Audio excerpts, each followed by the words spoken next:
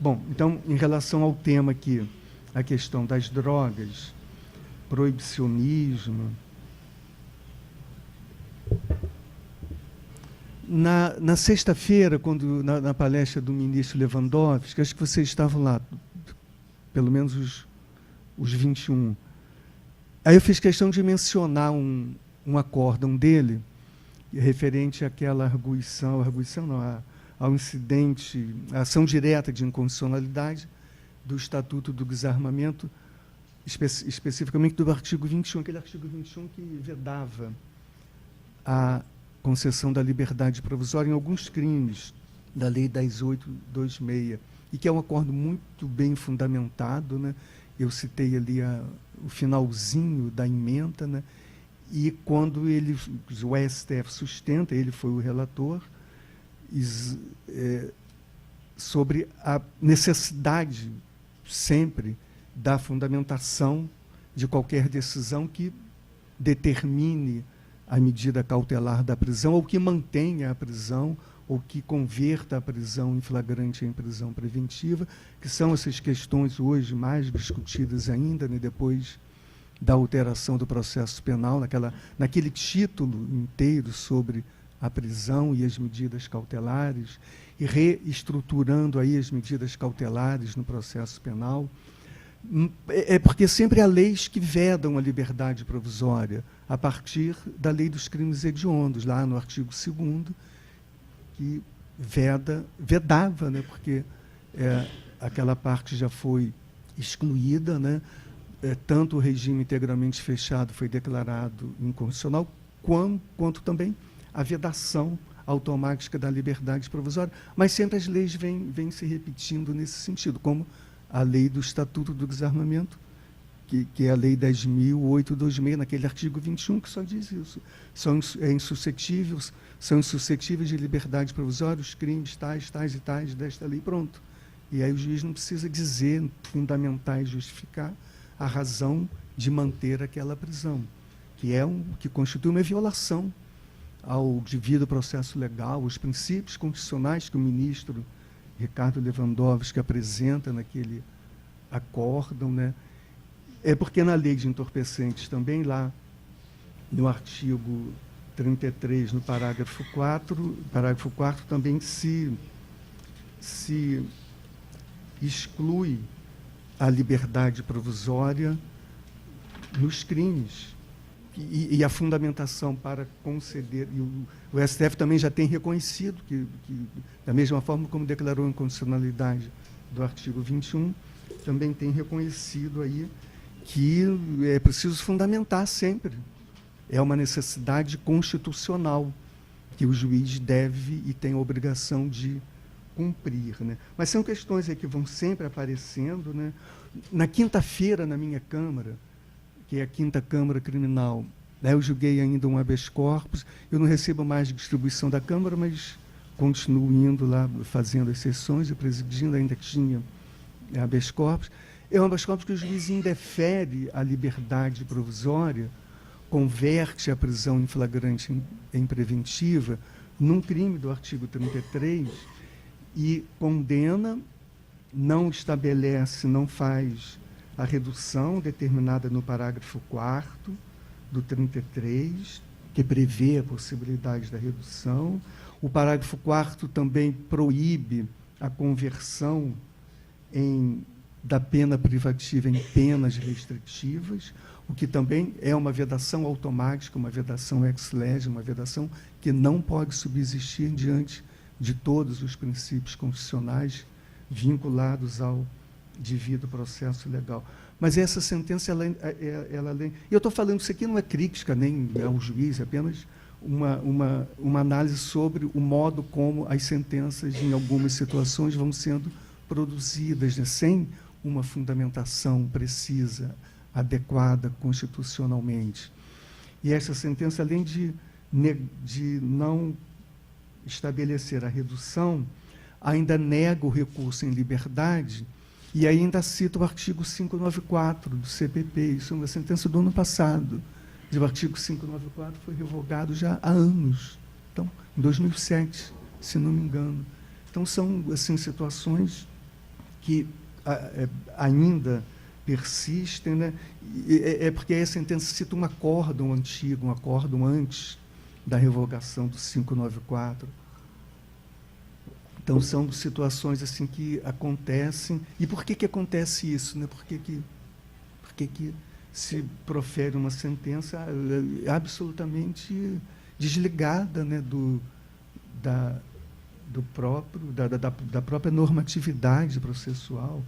Então, são situações que acontecem. Em relação, assim, a drogas, todo o preconceito em relação à ilicitude, porque aí a Maria Lúcia vai desenvolver isso com toda a precisão dela, né? Mas há toda uma produção de mecanismos de preconceitos, de intolerâncias e de opção pela segregação, e de opção pela exclusão, e de opção pela exacerbação já do sistema punitivo. Eu estava até lembrando, assim, esse mês houve na OEA, na Organização dos Estados Americanos, uma reunião sobre a questão das drogas, e a OEA, nesse congresso, a notícia do Globo, do jornal o Globo, é assim, de 5 de junho, OEA põe fim da guerra às drogas no topo da agenda. Encontro dos países americanos discute mudança de foco do combate para a saúde pública. Os estados produtores, né, a ação dos estados deve ser para mudar o foco da segurança para a saúde pública, porque a questão da droga é uma questão de saúde pública, não é mais nada do que isso. Como enfrentar essa questão de saúde pública? E é tanto uma questão de saúde pública que a própria Lei 11.343 reconhece isso. A Lei 11.343, de 23 de agosto de 2006, ela é a lei que institui o Sistema Nacional de Políticas Públicas sobre Drogas, o SISNAD. Essa é a ementa da lei. E prescreve medidas para a prevenção do uso indevido, atenção e reinserção social de usuários e dependentes de drogas, e estabelece normas para a repressão à produção.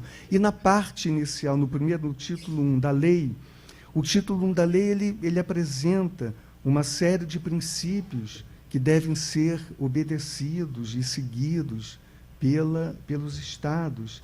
E em vários momentos, fala até da questão da redução de danos. Toda a política de saúde é no sentido da redução de danos, não é no sentido da proibição, da eliminação, da punição e da exclusão, é no sentido da compreensão da conduta. E por isso que a lei fala dos princípios do SISNAD. Reinserção social dos usuários. Respeito, já no artigo 4º, respeito aos direitos fundamentais da pessoa humana, especialmente quanto à sua autonomia e à sua liberdade, promoção dos valores éticos, culturais e de cidadania do povo brasileiro, prevenção do uso indevido, atenção e reinserção social de usuários e dependentes de drogas, além da repressão à sua produção não autorizada. Então, em vários momentos, os artigos iniciais desse título, primeiro da lei, fala na reinserção social do usuário, inclusão social do cidadão, visando a torná-lo menos vulnerável. E mais adiante, adoção de conceitos objetivos e de fundamentação científica como forma de orientar as ações dos serviços públicos comunitários e privados e de evitar preconceitos e estigmatização das pessoas e dos serviços que as atendam. Vocês sabem que há no Estado, nos municípios, né, os serviços de saúde que se chamam os CAPs, que são os Centros de Atenção Psicossocial. E há também os CAPs álcool e drogas, que chamamos CAPs AD. Uma grande dificuldade dos CAPs AD nessa atenção ao usuário é exatamente a circunstância de que o usuário é criminalizado. Então, isso já dificulta a própria atenção para o atendimento ao usuário que faz uso de droga, da chamada droga ilícita. Mas ele é um criminoso e ele chega para o tratamento já com essa marca. E há essa dificuldade como é que você vai fazer concretizar o princípio da redução de danos, que a lei também fala mais adiante. A lei fala assim, já lá, no artigo ainda 19, o reconhecimento do não uso, do retardamento do uso e da redução de riscos como resultados desejáveis das atividades de natureza preventiva. E um pouco no artigo seguinte, o 20, constituem atividades de atenção ao usuário e dependente de drogas e respectivos familiares, aquelas que visem a melhoria da qualidade de vida e a redução dos riscos e dos danos associados ao uso de drogas. O que significa redução de danos? O usuário ele estabelece uma dependência com uma droga muito forte. O princípio da redução dos danos é reduzir exatamente. Se ele usa, digamos, crack, ou cocaína, ou heroína, então ele passa a usar maconha, heroína, maconha, uma droga mais leve. A redução de danos significa isso, até que seja possível um afastamento, ou pelo menos uma redução do uso. Então, são princípios da saúde pública, mas à medida em que aquela conduta já é criminalizada, isso dificulta o próprio atendimento na saúde pública.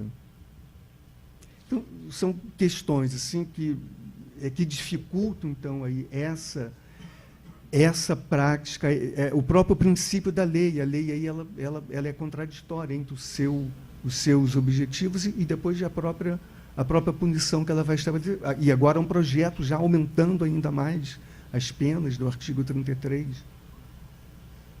Então, são questões aí para a gente discutir. Aí eu queria só lembrar rapidinho, eu não vou fazer aqui toda uma historiazinha que eu gosto de fazer da legislação em relação às drogas, é porque o próprio uso, quando entra em vigor o Código Penal, a ação, a atividade típica de trazer consigo para uso próprio, ela não era criminalizada.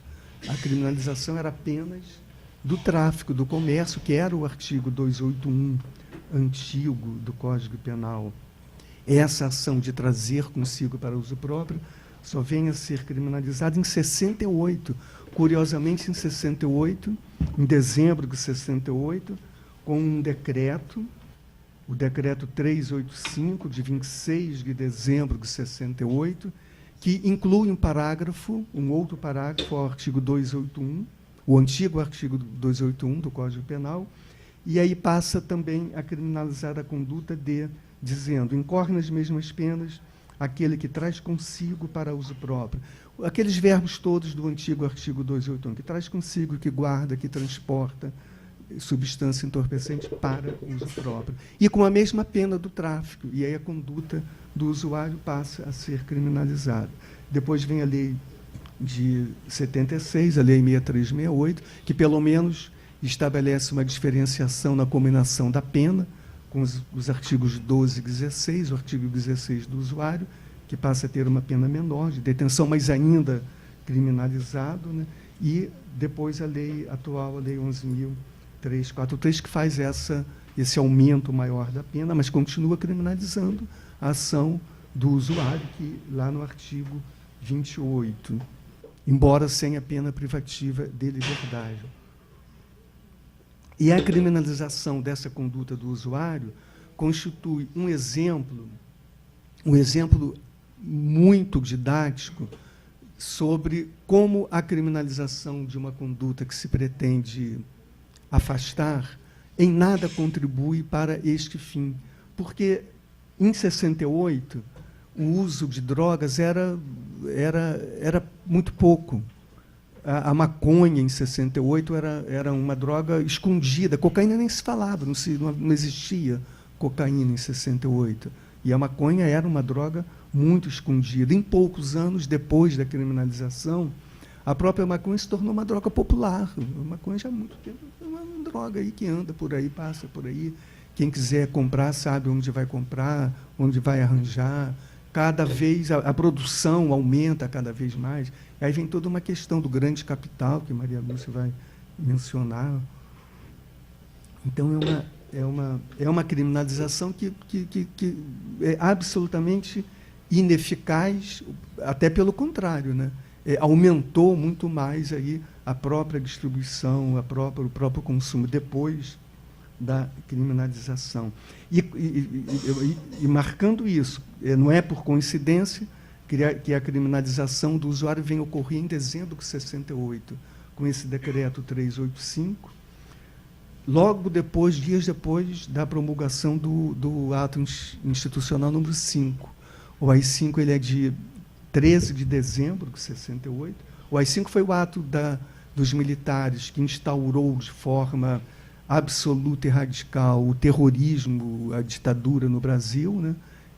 Afastando aí e extinguindo todas as garantias fundamentais. Aliás, o texto do AI-5 é um texto que merece ser lido, porque ele é muito preciso, né? Eles são 11 artigos, mas ele, em 11 artigos, faz uma devastação absoluta na sociedade brasileira. Vocês reparam que há juristas para tudo, né? Quer dizer, o jurista que fez o texto do AI-5, com uma precisão, estão suspensas as seguintes garantias, habeas corpus, então, enfim. E aí instaura-se esse tempo, aí, longo tempo, né, de ausência dos direitos, e com o aumento aí da punição em relação à criminalização do entorpecente.